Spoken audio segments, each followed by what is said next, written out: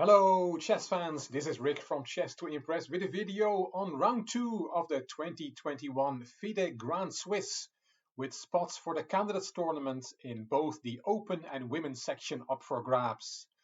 One of the favorites for one of the candidates tournament spots is the French Grandmaster Maxime Vacher-Lagrave, who celebrated his 31st birthday a week before the tournament started.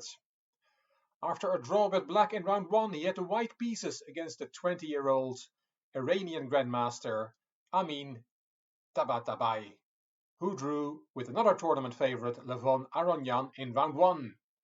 Let's have a look at their game.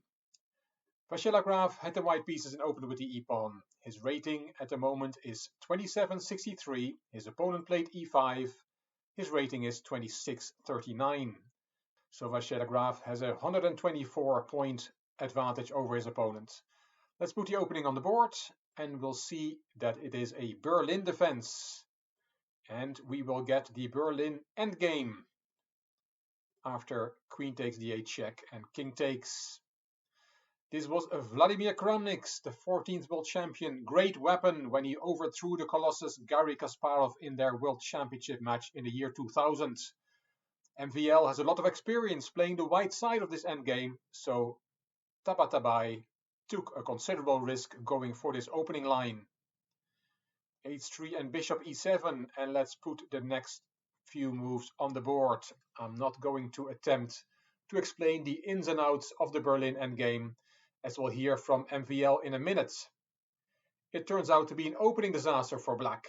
He does not play this position, which is all about small subtleties in the best way, and gets in a bad position very quickly.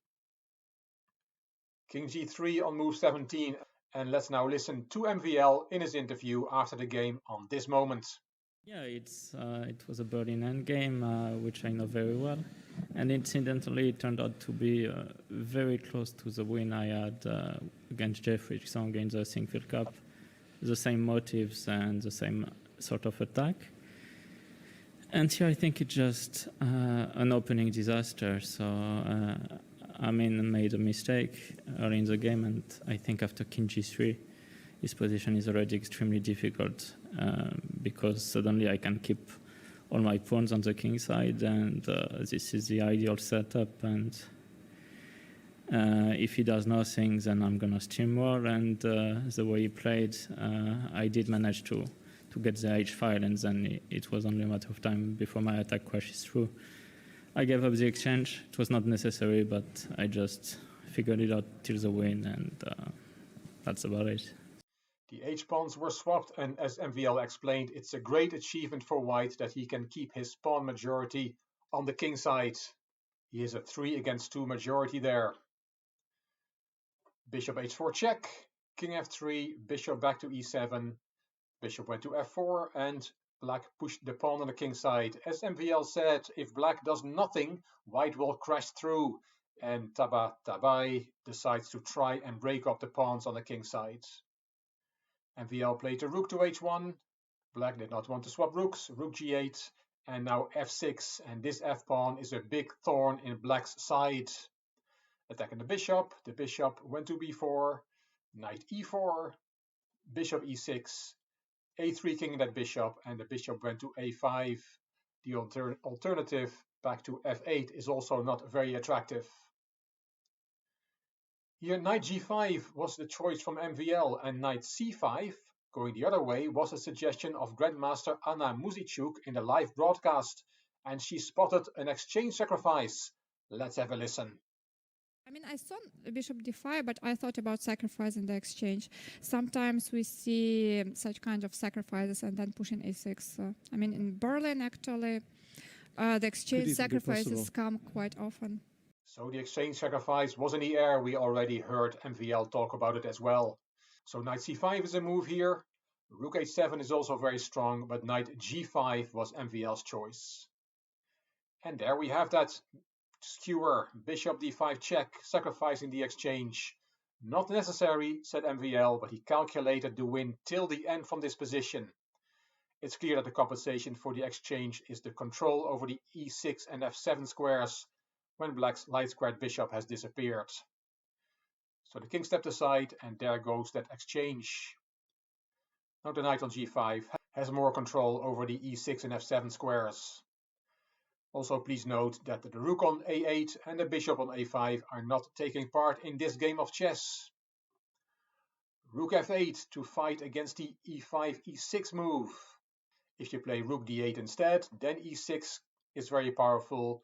There's a threat to take on f7, and if you take on e6, there's f7 check, and that wins the game for white because of the fork. So rook f8 was Tabatabai's move on move 27. MVL played the rook to the 7th rank, bishop b6 and c3. Grandmasters always seem to have time for these little moves to take bishop d4 out of the position and leave the bishop out of the game.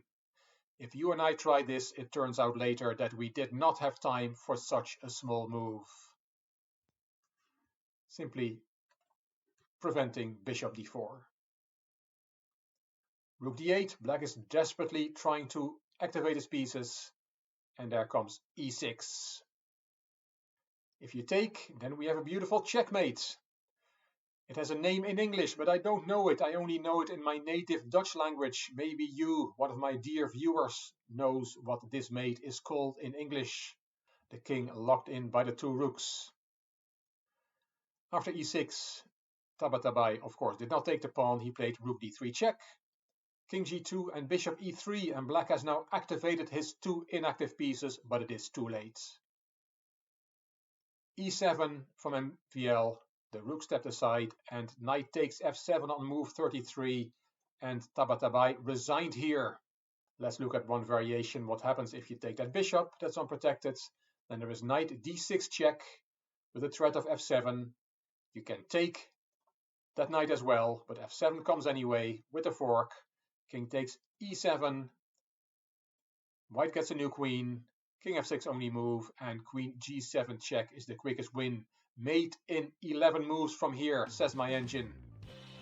A smooth win from MVL, teaching Tabatabai a painful lesson in the Berlin endgame. MVL is now half a point behind the leaders with 1.5 points out of 2 games. Obviously, there's everything to play for him with 9 rounds to go. I'm planning to show the standings in the upcoming videos on this tournament, but I don't think it makes much sense to show the standings after only 2 rounds in an open event. Of course, you'll be able to find these on the official FIDE Grand Swiss tournament website. I hope you like this video and that you'll keep following the FIDE Grand Swiss tournament with me. If you like the video, please give it a thumbs up, please subscribe to the Chess to Impress channel, and please leave a comment. I will read them all and I will reply to them all. If you like the video, it would be great if you could share it on social media by clicking the share button on YouTube. You can find me on Instagram, on Twitter and on Facebook. This is Rick for Chess to Impress. Thank you for watching.